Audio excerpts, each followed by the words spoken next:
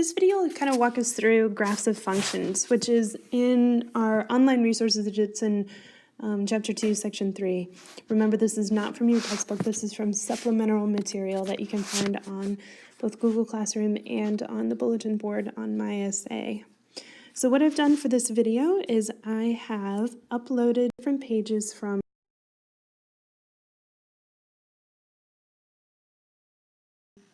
here so that we can look at them together. So like here, we're looking at analyzing graphs of functions. So what we're going to do is just take what we've been looking at so far with functions, function notation, domain, and range, and now we're going to look visually at what's going on when we talk about a function. So for example, I want to hone in here at this graph. So we've been saying that x is domain, and we know from our graphing that the x-axis is the input values, right? So the x-axis represents our domain. The y-axis represents our range, which we've changed to f of x. It's a function of x. So what this notation here is telling me is that when I go over from 0 over x values to this dotted line, right, then my height from 0 up to the line is my f of x value, or my y value. So this is a different way of looking at ordered pairs. What we've been looking at traditionally is x, y as an ordered pair. Now we're going to say x is our input. Instead of y, we'll write it as function of x is our output value. So as we go through the next several minutes of looking at graphs of functions, we're going to be thinking about input value, output value, or input in the function, output of the function. Let's zoom in now for a second and look closely at this graph right here. What we're going to do from this graph is determine domain and range. In the last lesson, we looked at domain. Given a particular equation, we were able to see when does a domain, or when do certain values give us things that we don't want, like divide by 0 or square root of a negative number. Here, visually, we're going to be looking at what x's are included in this graph and what y's are included. So for domain, I'm going to look left and right here. I'm going to see what is the least or leftmost x value that exists on this graph. Here, it looks like it's the value 1. So I'm just going to note that for myself. 1 is the smallest x that I'll have. But I notice also that that dot is filled in, so that means that x is equal to 1. So I've got x is greater than or equal to 1. Then I'm going to do is follow this line all the way to the right and find the rightmost point, rightmost value. So there are no interruptions here. I go all the way over to the value 5. 5 is the rightmost value. But I notice, though, that I've got an open dot right there. So that means I can go all the way up to 5, but I can't actually equal 5. So I'm going to say this. So my domain then here is 1 is less than or equal to x, which is less than 5. This is my domain. Now when I'm looking at range, I'm going to be looking at the height here, so up and down. In this case, I'm going to see what is the lowest point that y equals. And right here is my lowest point. And that looks like it's at a -3. So I'm going to just note that. I've got -3 is less than or equal to y. Or I can replace that y. Let's change this color and make it a little bit darker. Let's see. Got negative 3 is less than or equal to y, or f of x, function of x. And then I'm going to trace, I'm going to see, let's see, their lowest point, and then I go all the way up to the highest point. There's my highest point, and that is right at y equals 3. So y then is between negative 3 and positive 3. And I notice that they have closed circles on both of them, so those values are equal. Let's move back to these two graphs that we looked at right at the beginning for a second. Make this a little bit bigger. Here. Okay, so now, if I want to find any particular value on this graph, what I can do is determine a set of values that I want to check for x, and then I can kind of trace the graph in order to figure out what those y values are. So let's look at this together. Okay, so what I've done is I have chosen a few values here for x that I'm going to check. So in other words, I'm going to say, what is the function of x at negative 1? And so what I'm going to do is I'm going to just take these arrows that serve as a straight edge here. And I'm going to say, okay, at negative 1, here's x equals negative 1. I want to see what the function is. So I'm just going to go straight up from there, right there. So it looks like that's somewhere between between positive 1 and 2. It's not quite a half, so why don't we call that 1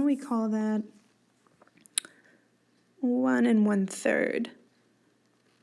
1 1/3 here. This is a rough estimate. Okay, so let's do that same thing for 0. So I'm looking at x equals 0. So I'm plugging in x into my function. I'm going all the way up, looking for where this touches the y-axis.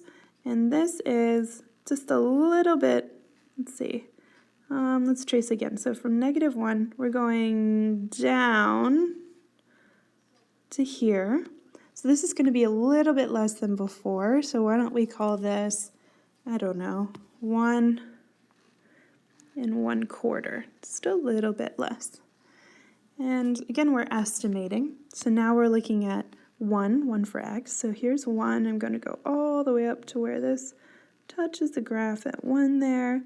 So this is not quite at 2. I'm going to use this other one to just kind of pinpoint where we are. So 2 goes across and touches right there where that dot is there. So we're less than 2.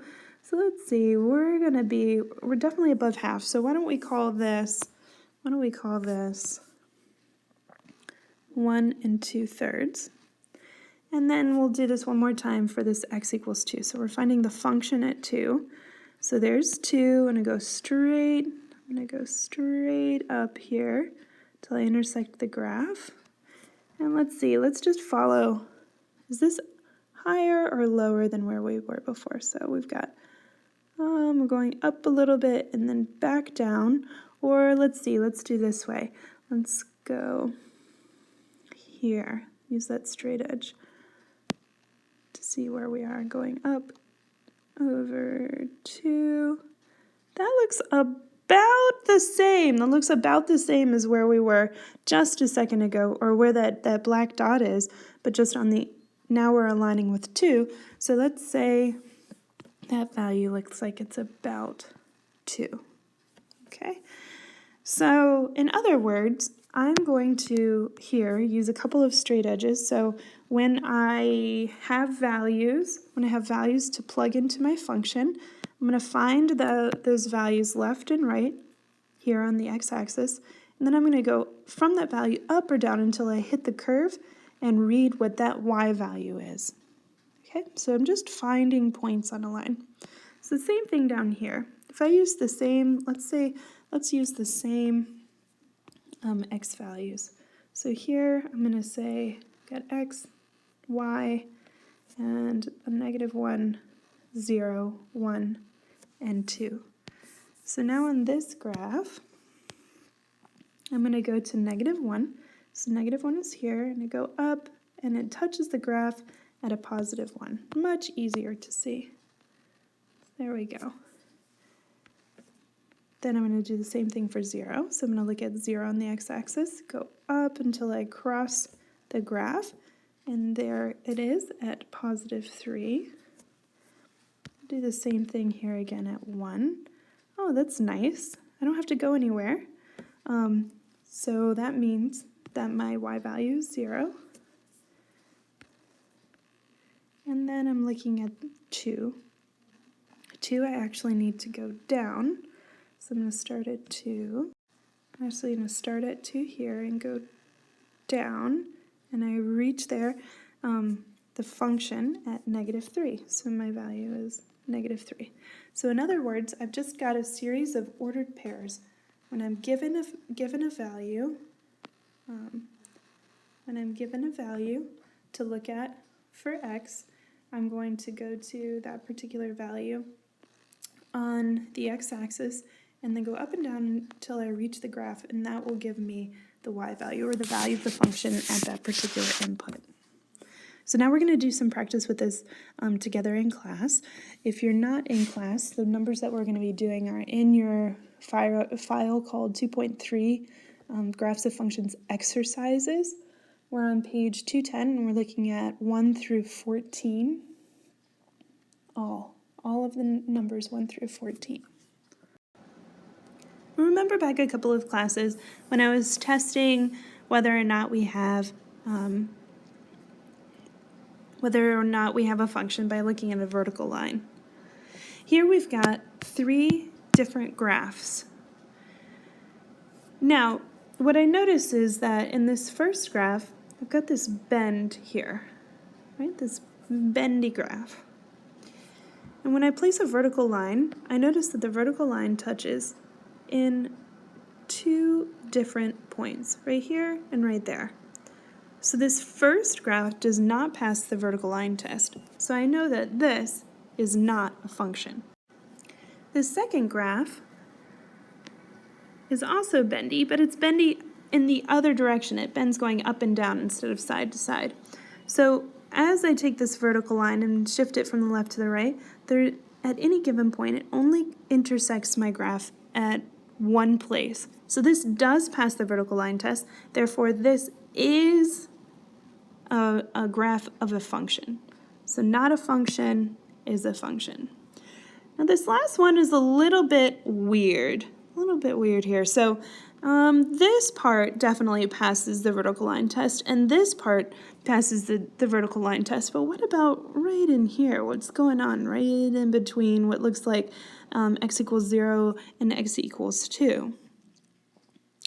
Well, when I have a gap in the graph like this, it means that for right there, the domain is undefined.